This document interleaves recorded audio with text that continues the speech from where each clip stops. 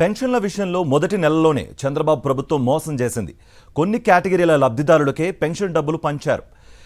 Pension పెంచిన కేటగిరీల్లోనూ కొన్ని కేటగిరీలకే April, మే, June మాసాల అరియర్స్ను అందజేశారు. సామాజిక పెన్షన్లు పొందుతున్న వారిలో మొత్తంగా 28 కేటగిరీల లబ్ధిదారులు ఉన్నారు. అందులో 20 కేటగిరీల వారికే పెన్షన్ డబ్బులు పెంచారు. అందులోనూ 11 కేటగిరీలకే ఏప్రిల్, మే, జూన్ మాసాల అరియర్స్ను పంపిణీ చేశారు.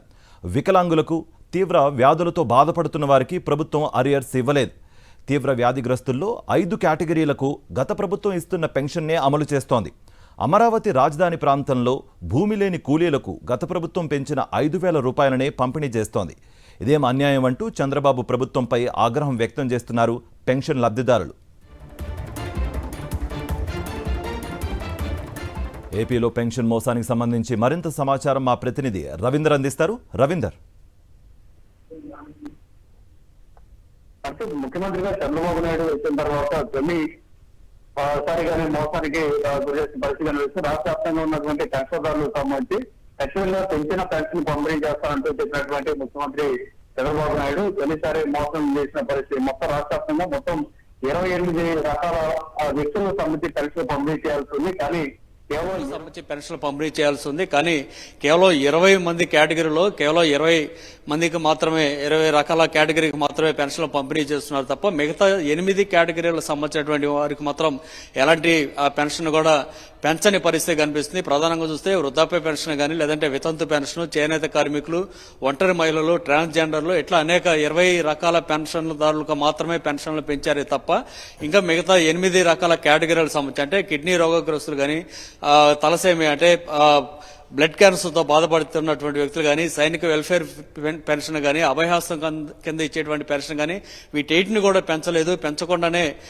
మోసం చేసిన పరిస్థితి కనిపిస్తుంది. గతంలో ఎన్నికలకు ముందు మాత్రం ఖచ్చితంగా ప్రతి ఒక్కరికి పెన్షన్లు పెంచుతామంటూ చెప్పిన పరిస్థితుంది.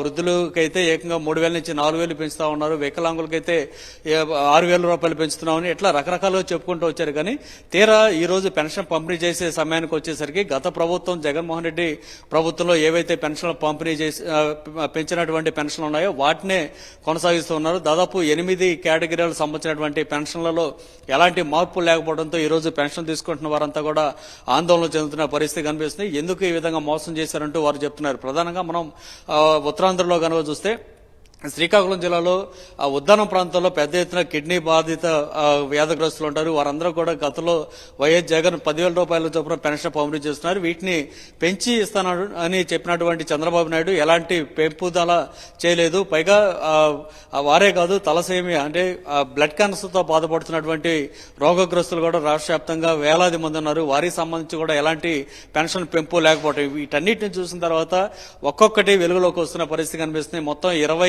28 రకాల కేటగిరీలకు సంబంధించి పెన్షన్లు పంపిణీ చేయాల్సి ఉండగా, పెంచిన పెన్షన్ పంపిణీ చేయాల్సి ఉండగా కేవలం 20 రకాల కేటగిరీలకు సంబంధించి ప్రస్తుతం పెన్షన్లు పెంచడం కానీ పంపిణీ కానీ జరుగుతుంది. మిగతా 8 కేటగిరీలకు సంబంధించి లక్షలాది మంది ఇప్పుడు తమ పరిస్థితి ఏంటనేది ఆందోళనకరంగా ఎదురు చూస్తున్న పరిస్థితి. దీనికి సంబంధించి ఇప్పటికే ఇంటికి పెన్షన్ పంపిణీ చేస్తున్నటువంటి గ్రామ వార్డు సచివాలయ సిబ్బంది వస్తున్న సమయంలో వారిని ఇదేంటి మాకు పెన్షన్ ఎందుకు పెంచలేదని అడుగుతుంటే దానికి సరైన సమాధానం కూడా గ్రామ వార్డు సచివాలయ సిబ్బంది చెప్పలేని పరిస్థితిలో ఉన్నారు. సో ఇప్పుడే మొత్తం పెన్షన్లకు సంబంధించి వెన్నుపోటు పొడిచినట్టుగా వారంతా కూడా భావిస్తున్న పరిస్థితి రాష్ట్రంలో కనిపిస్తూ ఉంది.